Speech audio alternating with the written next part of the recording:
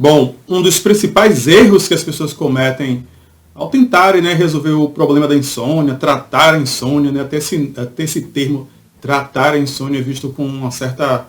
Como assim, tratar a insônia? Insônia não é só uma coisa transitória, só ficar sem dormir um pouco. Uma coisa é a perturbação do sono pontual, advinda aí de um estresse, de uma situação de tensão, de uma situação que pode deixar a pessoa um pouco apreensiva. E outra coisa é, de fato, a insônia em si, né? Que a gente já teve aqui a oportunidade de definir e categorizar, né, quais são os critérios pelos quais a gente pode diagnosticar a insônia. Então, pode ser tanto um sintoma em si, né, como uma própria patologia, considerando aquilo que desvia da norma padrão de saúde. E aí considerando o conceito de saúde como o bem-estar pleno. Então, tudo aquilo que se repete e atrapalha, digamos, a funcionalidade social, psicoemocional, né, da pessoa, né, da forma como ela transita, como eu costumo dizer, né, do acordar ao dormir, né, a gente pode considerar aí como um ponto de atenção. Então, ponto. Qual o principal erro que as pessoas cometem ao tentar tratar a insônia? Aí, justamente, já estranhar esse nome tratar, né, como se não fosse possível de ser categorizado como uma doença, né? Ou seja, a doença é aquilo que desvia da norma padrão, né, salutar à saúde. Então, esse entendimento de não ser visto como sendo passível, né, de ser categorizado como uma doença é o primeiro ponto. A partir daí deriva todos os outros equívocos, né, que é buscar formas simplistas, buscar atalhos, e aí dos mais diversos, desde receitas caseiras, dicas, orientações, que na verdade são desorientações de pessoas que não têm a mínima instrução para aquilo, né, ou até mesmo em serviços de saúde, né? Através de saúde, serviço de saúde especializado, mas que são especializados em saúde, mas não são especificamente especializados na saúde do sono. Então você tem ali a porta de entrada para diversas outras terapêuticas, boas, eficientes, muito interessantes, mas que em diversos casos são inadequadas para aquela situação da insônia em si, né? Então o mais comum aí é a pessoa já querer logo, que eu comento bastante disso, né, é entrar na solução farmacológica, né? Aí é aquela coisa, Anderson, o que é isso? O que é solução farmacológica? Você já deve ter ouvido, né, falar sobre isso, mas vou aqui tirar um pouco da linguagem técnica e trazer o comum. A solução, chamada solução farmacológica, define-se como medicamento, né, remédio.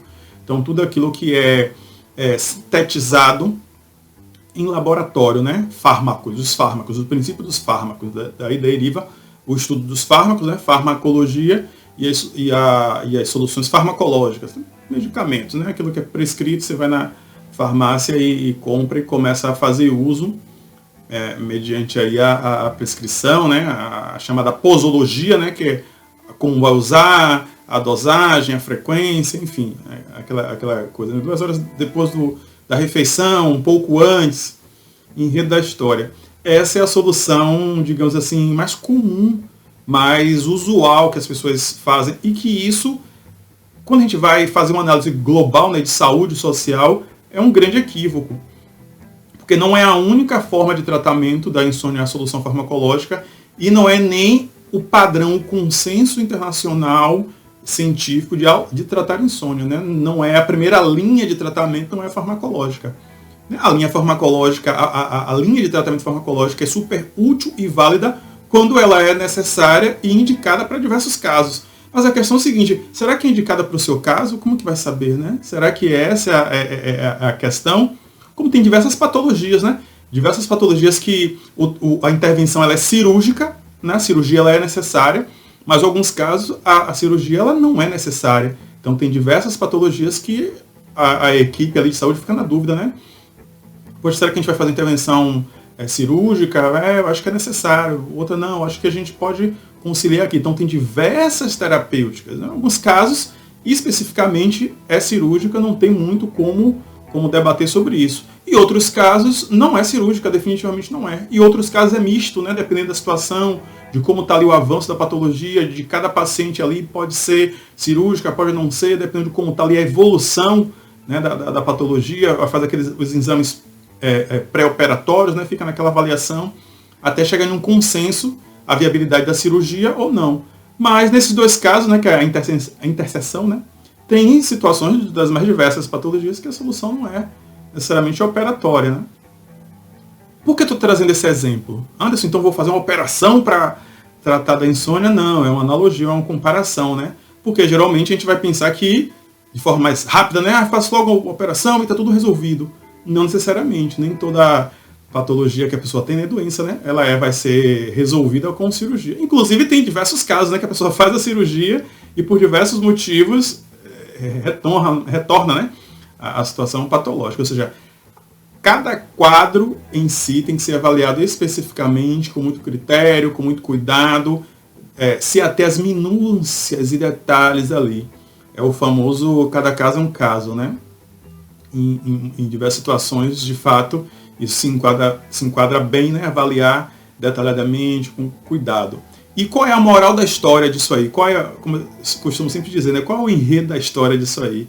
É que ao pensar insônia, aí você vai pensar você, assim como nem toda patologia, nem toda doença vai ser tratada com cirurgia, nem sempre é a melhor forma, nem sempre vai ser a melhor forma a solução farmacológica para você. Nem sempre você sair tomando medicamento, o que mais acontece é tomar por conta própria, né, a chamada automedicação, vai ser a solução para você. Então o principal erro que as pessoas cometem ao tentarem, né, elas não estão tratando, né, mas ao tentarem tratar insônia, ou seja, resolver o seu problema de sono, é recorrer a medicamentos não prescritos. Ela tirou aquilo da cabeça dela, pegou de um conhecido, de um familiar, enfim, de alguém, tal pessoa utiliza e deu super certo. Aí vai e toma também. Vamos entender o que é esse super certo, o que é que funcionou, vamos ver o que é funcionar, né? O que funciona para um não necessariamente, se não está prescrito, considerando a história pregressa, né? A história anterior da pessoa, vai funcionar. E ainda assim, sendo prescrito, tem que ter todo um cuidado, um critério, dependendo de como é que está o olhar desse profissional prescritor do medicamento, se realmente está fazendo uma avaliação sistêmica, integral, se está escutando a sua história de vida, as diversas minúcias que tem, né?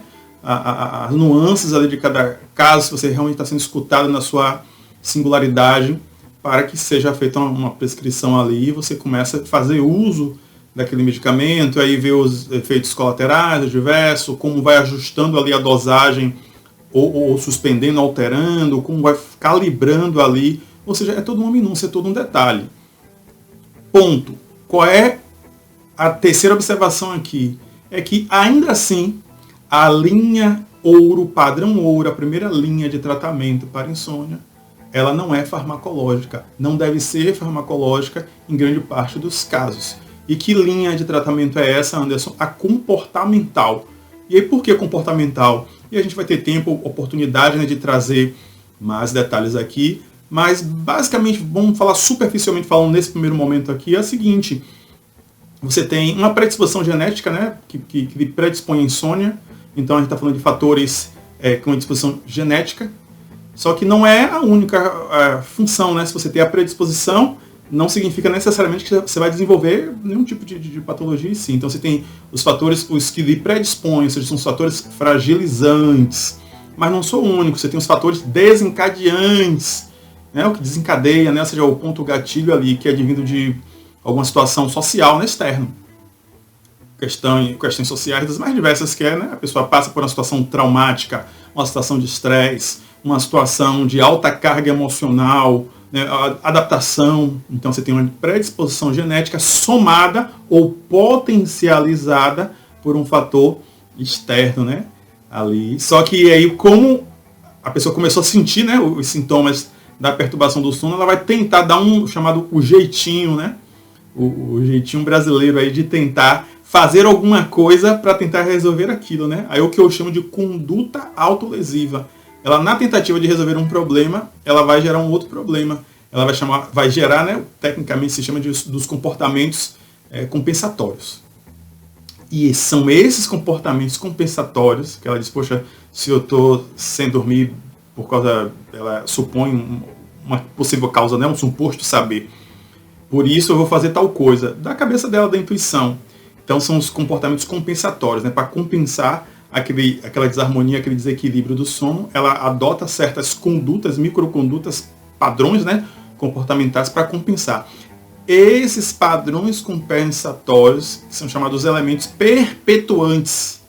Então, ou seja, ele que perpetua, que mantém a insônia. Então, se no início ela tinha uma predisposição genética e teve aí um detonador de um evento externo, o que mantém era um padrão comportamental. Então, se a gente altera esse padrão comportamental, se a gente vai criando uma engenharia reversa desse padrão comportamental, a gente tira o terceiro elemento aí, que é o que mantém a insônia. Então, os motivos que fizeram você chegar na insônia não são os motivos que o mantém, né, ou a mantém na insônia. Então, deriva daí, né, como é objeto de estudo do comportamento, deriva daí que a insônia é um objeto de estudo também da psicologia, na medida que existe um padrão comportamental, e esse padrão comportamental, como eu já comentei algumas vezes, ele não necessariamente é alterado com o medicamento em si, né? O medicamento ele vai operar na química cerebral, claro que vai criar uma interferência direta na forma como o sujeito se percebe, sente e age, mas não é desse tipo de comportamento do qual me refiro. Eu me refiro são hábitos que a pessoa acaba adquirindo, ou seja, uma série de comportamentos compensatórios, crenças pessoais, um imaginário, um suposto conhecimento do porquê, uma distorção cognitiva de diversos fatos, enfim. É tema para a gente poder parar aqui com calma e detalhar, né? Eu acredito que vale a pena aí parar um pouco e detalhar item a item. Mas inicialmente o que a gente vai, que eu queria comentar aqui, que eu comentei, né? Estou comentando aqui, é justamente essa ideia de que o primeiro erro é esse, é não entender nem que existem essas três dimensões, né? Uma predisposição genética, um evento externo, né, que detona aquilo, desencadeia aquilo, e os padrões comportamentais compensatórios, autolesivos, né, como eu chamo, que ele vai manter. Então, se a gente vai tirar o que mantém, ela se desmancha, se desmaterializa, né? Tudo que é sólido se desmancha no ar, digamos que assim.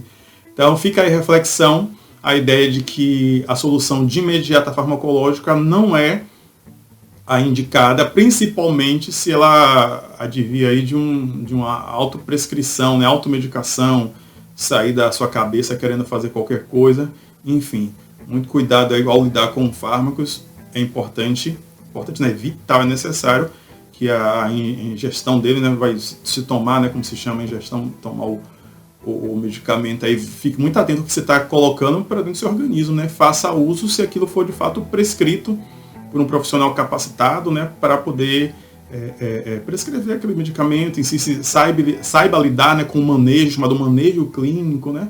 Aí tem diversas coisas, interações medicamentosas das mais variadas, às vezes você está tomando um medicamento que não tem nenhuma relação em si com algo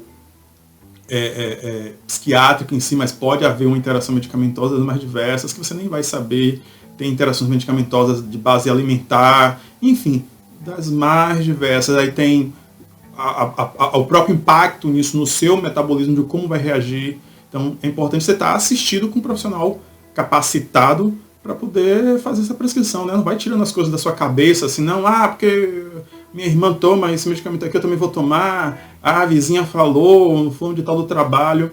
Não vá nessa coisa não de querer achar que você vai resolver, porque aquela ideia, né? Às vezes o atalho é o caminho mais longo para a solução que você busca.